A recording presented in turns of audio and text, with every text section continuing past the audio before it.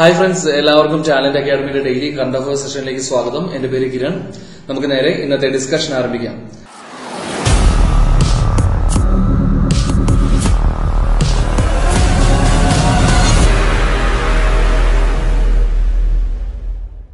ഇന്ന് നമ്മൾ ആദ്യം ഡിസ്കസ് ചെയ്യുന്നത് ഒരു ഇന്റർനാഷണൽ ഡേ ആണ്. എല്ലാ വർഷവും സെപ്റ്റംബർ മാസം 16 ഐക്യരാഷ്ട്രസഭയുടെ ലോകാരോഗ്യ സംഘടനയുടെ നേതൃത്വത്തിൽ ആചരിക്കുന്ന ഒരു ദിനമാണ് വേൾഡ് പേഷ്യന്റ് സേഫ്റ്റി ഡേ. അപ്പം എന്നാണ് വേൾഡ് പേഷ്യന്റ് സേഫ്റ്റി ഡേ ആചരിക്കുന്നത്? സെപ്റ്റംബർ മാസം 17 തീയതിയാണ്. ഐക്യരാഷ്ട്രസഭയുടെ സബ് ഓർഗനൈസേഷനായ വേൾഡ് ഹെൽത്ത് ഓർഗനൈസേഷൻ ആസ്ഥാനം എവിടെ സ്ഥിതി ചെയ്യുന്നത്?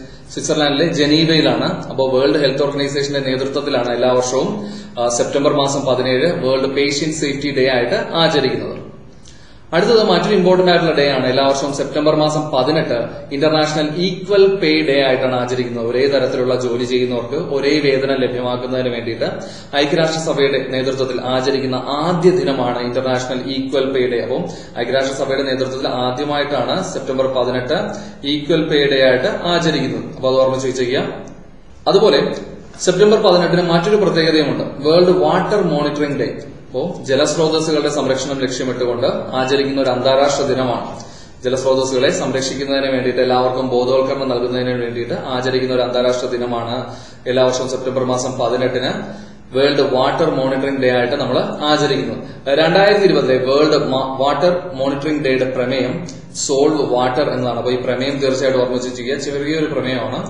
സോൾവ് വാട്ടർ എന്നുള്ളതാണ് വേൾഡ് വാട്ടർ മോണിറ്ററിംഗ് ഡേയുടെ പ്രമേയം. എന്ന് ആചരിക്കുന്നത് സെപ്റ്റംബർ മാസം 18 ആണ്. അപ്പോൾ സെപ്റ്റംബർ മാസം 18 ഐക്യരാഷ്ട്രസഭയുടെ നേതൃത്വത്തിൽ ആചരിക്കുന്ന ആദ്യ ദിനമായ ഇന്റർനാഷണൽ ഈക്വൽ പേ ഡേയും അതുപോലെ തന്നെ വേൾഡ് വാട്ടർ മോണിറ്ററിംഗ് ഡേയും നമ്മൾ ആചരിക്കുന്നുണ്ട്. സെപ്റ്റംബർ 18 ആചരിക്കുന്ന മറ്റൊരു ഇന്റർനാഷണൽ ഡേ ആണ് വേൾഡ് ബാംബു ഡേ, ലോക മുള ദിനം. അപ്പോ മുളവർഗ്ഗങ്ങളെ സംരക്ഷിക്കുന്നതിന് വേണ്ടിയിട്ട് എല്ലാവർക്കും ബോധവൽക്കരണം നൽകുന്ന ഒരു അന്താരാഷ്ട്ര ദിനമാണ് വേൾഡ് ബാംബു ഡേ എന്നുള്ളത്. അപ്പോൾ വേൾഡ് ബാംബു ഡേ എന്നാണ് ആചരിക്കുന്നത്. അതും സെപ്റ്റംബർ മാസം 18 ആണ്. ഇതിന്റെ പ്രമേയം ബാംബു നൗ എന്നതാണ്. അപ്പോൾ പ്രമേയം തീർച്ചയായിട്ടും ഓർമ്മിച്ച് വെച്ചിരിക്കാം. വേൾഡ് ബാംബു ഡേയുടെ പ്രമേയം ബാംബു നൗ എന്നുള്ളതാണ്. അതുപോലെ വേൾഡ് വാട്ടർ മോണിറ്ററിംഗ് ഡേയുടെ പ്രമേയം സോൾവ് വാട്ടർ എന്നതാണ്. അടുത്ത് ഡിസ്കസ് ചെയ്യുന്നത് ഒരു സൂചികയാണ്. ഹ്യൂമൻ ക്യാപിറ്റൽ ഇൻഡെക്സ് പബ്ലിഷ് ചെയ്യുന്നത് വേൾഡ് ബാങ്ക് ആണ്. അപ്പോൾ ലോക ബാങ്ക് പബ്ലിഷ് ചെയ്യുന്ന ഹ്യൂമൻ ക്യാപിറ്റൽ ഇൻഡെക്സ് റീസെന്റ് ആയിട്ട് പബ്ലിഷ് ചെയ്യുകയുണ്ടായി. ഈ പട്ടികയിൽ ഏറ്റവും മുന്നിലുള്ള രാജ്യം സിംഗപ്പൂരാണ്. അപ്പോൾ ഏഷ്യൻ രാജ്യമായ സിംഗപ്പൂരാണ് വേൾഡ് ബാങ്ക് പബ്ലിഷ് ചെയ്യുന്ന ഹ്യൂമൻ ക്യാപിറ്റൽ ഇൻഡെക്സിൽ ഏറ്റവും മുന്നിലുള്ള രാജ്യം. ഇന്ത്യയുടെ സ്ഥാനം ഈ പട്ടികയിൽ 116 ആണ്. അപ്പോൾ ഈ പട്ടികയിൽ ഇന്ത്യയുടെ സ്ഥാനം തീർച്ചയായിട്ടും ഓർമ്മിച്ച് വെച്ചേക്കുക. അതുപോലെ വേൾഡ് ബാങ്കിൽ പബ്ലിഷ് ചെയ്ത ഹ്യൂമൻ ക്യാപിറ്റൽ ഇൻഡെക്സിൽ ഏറ്റവും മുന്നിലുള്ള രാജ്യവും ഓർമ്മിച്ച് വെച്ചേക്കുക സിംഗപ്പൂറാണ്. സിംഗപ്പൂരിന്റെ ക്യാപിറ്റൽ സിംഗപ്പൂർ സിറ്റി തന്നെയാണ്. സിംഗപ്പൂരിന്റെ കറൻസി സിംഗപ്പൂർ ഡോളറാണ്. അപ്പോൾ വേൾഡ് ബാങ്ക് പബ്ലിഷ് ചെയ്ത ഹ്യൂമൻ ക്യാപിറ്റൽ ഇൻഡെക്സിൽ ഇന്ത്യയുടെ റാങ്ക് 116 ആണ്. വേൾഡ് ബാങ്കിന്റെ ആസ്ഥാനം എവിടെയാണ് സ്ഥിതി ചെയ്യുന്നത്? വാഷിംഗ്ടൺ DC ആണ്. അമേരിക്കയിലെ വാഷിംഗ്ടൺ DCയിലാണ് വേൾഡ് ബാങ്കിന്റെ ആസ്ഥാനം സ്ഥിതി ചെയ്യുന്നത്. നിലവിലെ വേൾഡ് ബാങ്കിന്റെ പ്രസിഡന്റ് ആയിട്ടുള്ള വ്യക്തി ഡേവിഡ് മാൽപസ് ആണ്. അടുത്ത് ഡിസ്കസ് ചെയ്യുന്നത് മറ്റൊരു ഇൻഡെക്സ് ആണ്, ഒരു സൂചികയാണ്. Smart city index 2020. ലോകത്തെ പട്ടണങ്ങളെ റാങ്ക് ചെയ്യുന്ന ഒരു ഇൻഡെക്സ് ആണ് സ്മാർട്ട് സിറ്റി ഇൻഡെക്സ് 2020. ഈ റാങ്കിംഗ് പബ്ലിഷ് ചെയ്യുന്നത് സ്വിറ്റ്സർലാൻഡിലെ ലോസേൻ ആസ്ഥാനമായുള്ള ദ ഇൻസ്റ്റിറ്റ്യൂട്ട് ഓഫ് മാനേജ്മെന്റ് ഡെവലപ്മെന്റും അതുപോലെ സിംഗപ്പൂരിലെ SUTDയും Singapore university of technology and ഡിസൈനും ചേർന്നാണ് ഇങ്ങനെ ഒരു റാങ്കിംഗ് ഇൻഡെക്സ് പബ്ലിഷ് ചെയ്യുന്നത്.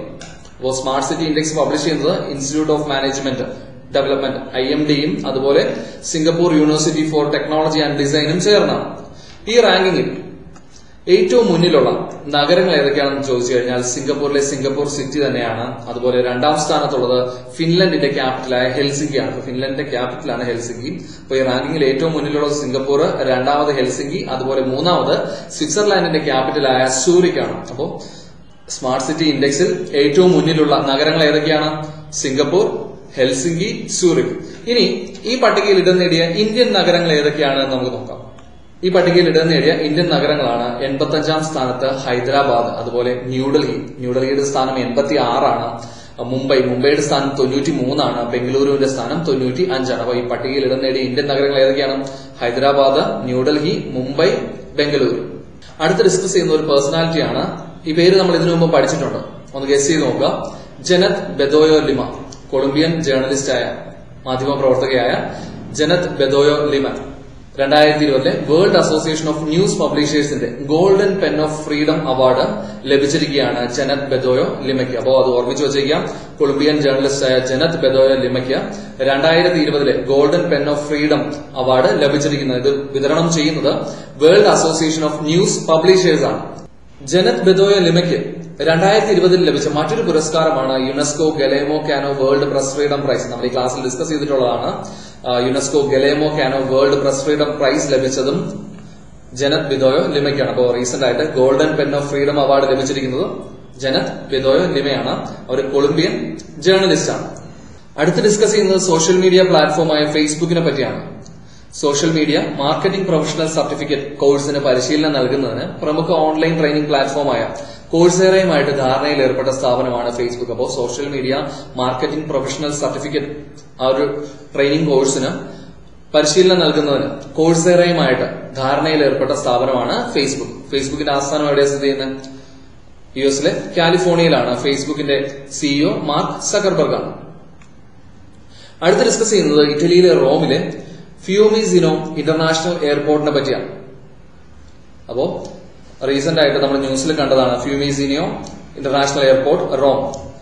ഫ്യൂമിസിനോ എയർപോർട്ടിന് മറ്റൊരു പേര് കൂടിയുണ്ട്, ലിയാനാർഡോ ഡാവിഞ്ചി ഇന്റർനാഷണൽ എയർപോർട്ട്. അപ്പൊ അതുകൂടെ ഓർമ്മിച്ച് വെച്ചിരിക്കുക. ഫ്യൂമിസിനോ ഇന്റർനാഷണൽ എയർപോർട്ടിന്റെ മറ്റൊരു പേരാണ് Leonardo da Vinci international airport. Recent ആയിട്ട് സ്കൈ ട്രാക്സ് എയർപോർട്ടുകളെയൊക്കെ ലോകത്തെ എയർപോർട്ടുകളെ റേറ്റ് ചെയ്യുന്ന ഒരു ഏജൻസിയാണ് സ്കൈ ട്രാക്സ്. ഈ സ്കൈ ട്രാക്സിന്റെ COVID-19 5 സ്റ്റാർ എയർപോർട്ട് റേറ്റിംഗ് ലഭിച്ച ലോകത്തിലെ ആദ്യ എയർപോർട്ടാണ് ഫ്യൂമിസിനോ ഇന്റർനാഷണൽ എയർപോർട്ട് അല്ലെങ്കിൽ ലിയാനാർഡോ ഡാവിഞ്ചി ഇന്റർനാഷണൽ എയർപോർട്ട്. അപ്പോൾ സ്കൈ ട്രാക്സിന്റെ COVID-19 5 സ്റ്റാർ റേറ്റിംഗ് ലഭിച്ച ലോകത്തിലെ ആദ്യ എയർപോർട്ടാണ് ഇറ്റലിയിലെ റോമിലെ ഫ്യൂമിസിനോ ഇന്റർനാഷണൽ എയർപോർട്ട്. ഇറ്റലിയുടെ ക്യാപിറ്റലാണ് റോം. ഇറ്റലിയുടെ പ്രസിഡന്റ് സെർജിയോ മെറ്റാരെല്ലയാണ്. ഇറ്റലിയുടെ പ്രധാനമന്ത്രി ഗ്യൂസിപ്പ് കോണ്ടെയാണ്. അപ്പോൾ അതുകൂടെ ഒന്ന് റിലേറ്റഡ് ഫാക്ട്സ് ആയിട്ട് നിങ്ങളൊന്ന് ഓർമ്മിച്ച് വെച്ചേക്കാം.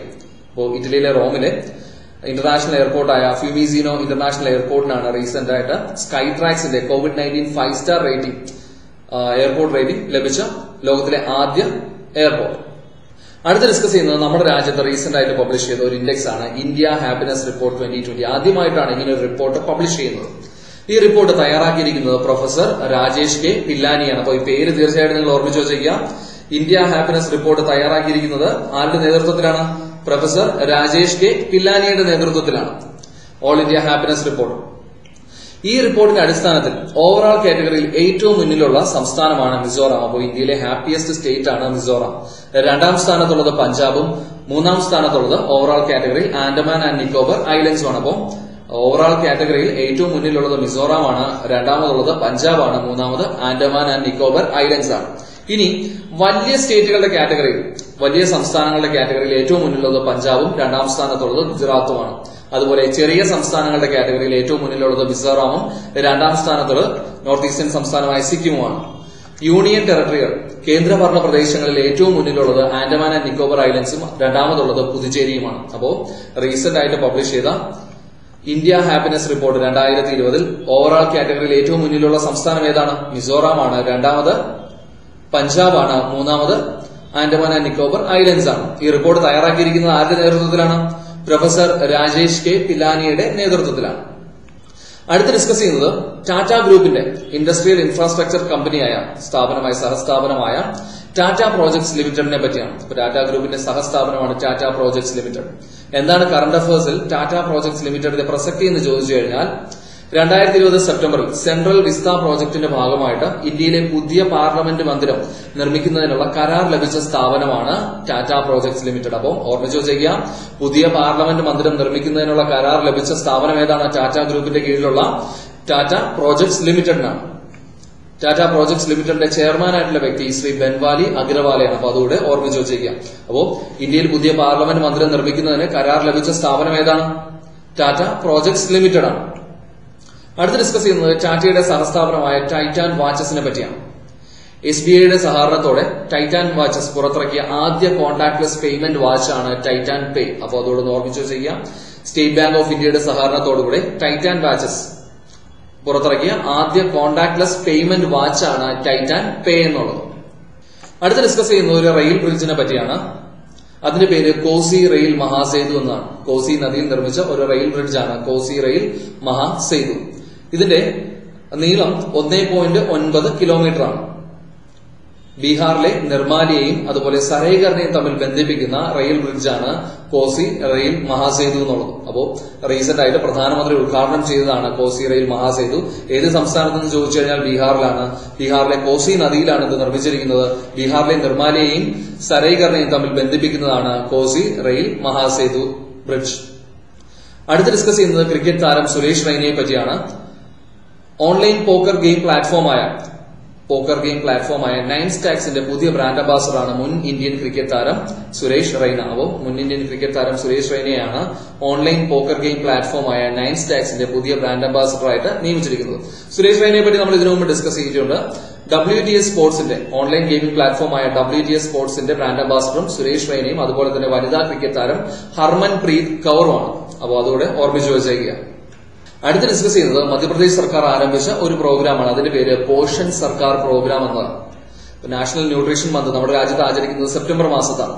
അപ്പോൾ ഈ നാഷണൽ ന്യൂട്രീഷൻ മന്തിന്റെ ഭാഗമായിട്ട് നടത്തുന്ന നാഷണൽ ന്യൂട്രീഷൻ ക്യാമ്പയിന്റെ ഭാഗമായി നഗര ഗ്രാമപ്രദേശങ്ങളിലെ പോഷകാഹാരക്കുറവ് മാൽന്യൂട്രീഷൻ പരിഹരിക്കുന്നതിന് മധ്യപ്രദേശിൽ ആരംഭിച്ച പ്രോഗ്രാമാണ് പോഷൻ സർക്കാർ പ്രോഗ്രാം. പോഷൻ സർക്കാർ പ്രോഗ്രാം ആരംഭിച്ചിരിക്കുന്നത് എവിടെയാണ്?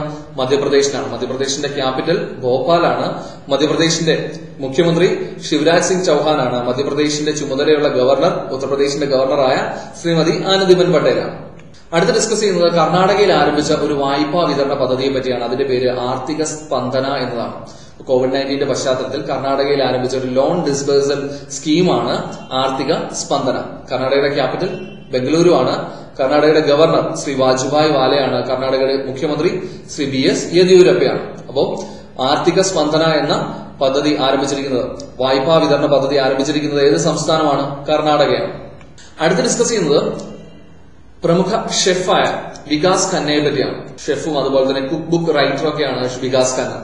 ഏഷ്യ സൊസൈറ്റിയുടെ ഏഷ്യ ഗെയിം ചേഞ്ചർ അവാർഡ് 2020 അർഹനായ ഇന്ത്യക്കാരൻ കൂടിയാണ് വികാസ് ഖന്ന. COVID-19 പശ്ചാത്തലത്തിൽ അദ്ദേഹം നടത്തിയ സന്നദ്ധ പ്രവർത്തനങ്ങളെ മാനിച്ചാണ് അദ്ദേഹത്തിന് ഈ അവാർഡ് ലഭിച്ചിരിക്കുന്നത്. അപ്പോൾ ഏഷ്യ സൊസൈറ്റിയുടെ ഏഷ്യ ഗെയിം ചേഞ്ചർ അവാർഡ് 2020 അർഹനായ വ്യക്തി വികാസ് ഖന്നയാണ്. അടുത്ത് ഡിസ്കസ് ചെയ്യുന്നത് യൂട്യൂബ് ആരംഭിച്ച പുതിയൊരു ഷോർട്ട് വീഡിയോ ആപ്ലിക്കേഷനെ പറ്റിയാണ്. ഗൂഗിളിന്റെ സഹസ്ഥാപനമാണ് യൂട്യൂബ്. അപ്പോൾ യൂട്യൂബ് ആരംഭിച്ച പുതിയൊരു ഷോർട്ട് വീഡിയോ ആപ്ലിക്കേഷനാണ് യൂട്യൂബ് ഷോർട്സ് എന്നുള്ളത്. അപ്പോൾ റീസെന്റ് ആയിട്ട് യൂട്യൂബ് അത് അവതരിപ്പിച്ചിരിക്കുകയാണ്. യൂട്യൂബ് ഷോർട്സ് യൂട്യൂബ് ആരംഭിച്ച പുതിയ ഷോർട്ട് വീഡിയോ ആപ്ലിക്കേഷൻസ് ആണ്.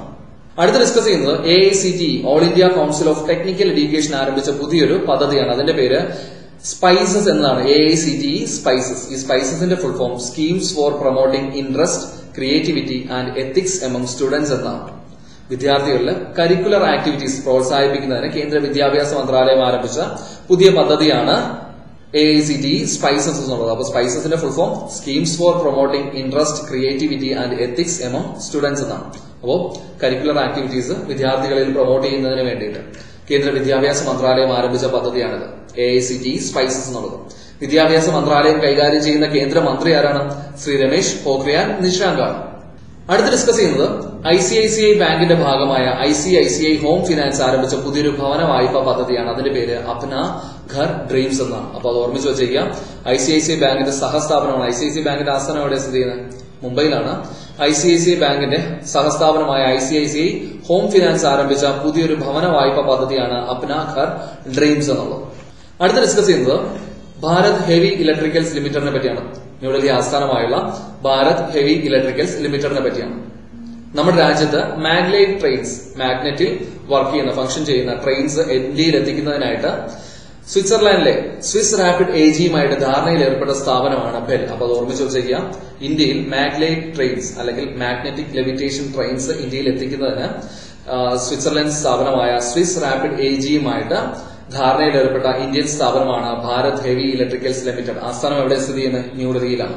ബെല്ലിന്റെ നിലവിലെ മാനേജിംഗ് ഡയറക്ടർ ആൻഡ് ചെയർമാനായിട്ടുള്ള വ്യക്തി ഡോക്ടർ നളിൻ സിംഘാലാണ്.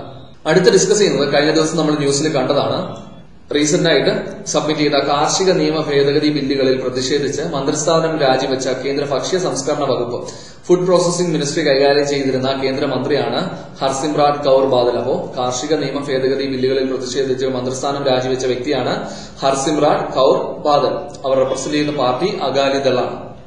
അടുത്ത് ഡിസ്കസ് ചെയ്യുന്നത് നമ്മുടെ നാഷണൽ സെക്യൂരിറ്റി അഡ്വൈസറായ ദേശീയ സുരക്ഷാ ഉപദേഷ്ടാവായ അജിത് ദോവലിനെ പറ്റിയാണ്. ബ്രിക്സ് നാഷണൽ സെക്യൂരിറ്റി അഡ്വൈസ് മീറ്റിന് ഇന്ത്യയെ പ്രതിനിധീകരിക്കുന്ന വ്യക്തിയാണ് ശ്രീ അജിത് ദോവൽ. ബ്രിക്സ് നമുക്കറിയാം 5 രാജ്യങ്ങളുടെ ഒരു അസോസിയേഷനാണ് BRICS. B for Brazil, R for Russia, I for India, C for China and S for South Africa. അപ്പോൾ ബ്രിക്സ് രാജ്യങ്ങളുടെ നാഷണൽ സെക്യൂരിറ്റി അഡ്വൈസ് മീറ്റിന് ഇന്ത്യയെ പ്രതിനിധീകരിക്കുന്ന വ്യക്തിയാണ് ശ്രീ അജിത് ദോവൽ. ഈ മീറ്റിംഗിന് അധ്യക്ഷത വഹിക്കുന്ന രാജ്യം റഷ്യയാണ്. അപ്പോൾ ബ്രിക്സിന്റെ 2020 എല്ലാ സമ്മിറ്റുകൾക്കും അധ്യക്ഷത വഹിച്ച രാജ്യം റഷ്യയായിരുന്നു. നമ്മൾ കഴിഞ്ഞ ദിവസം ഡിസ്കസ് ചെയ്തിരുന്നതാണ്. അതുപോലെ G20 എല്ലാ മീറ്റുകൾ G20 നടത്തുന്ന എല്ലാ മീറ്റുകൾക്കും അധ്യക്ഷത വഹിക്കുന്ന രാജ്യം 2020 സൗദി അറേബ്യയാണ്. അടുത്ത് ഡിസ്കസ് ചെയ്യുന്നത് കോട്ടയം ജില്ലയിലെ ഐമനത്തെ പറ്റിയാണ്.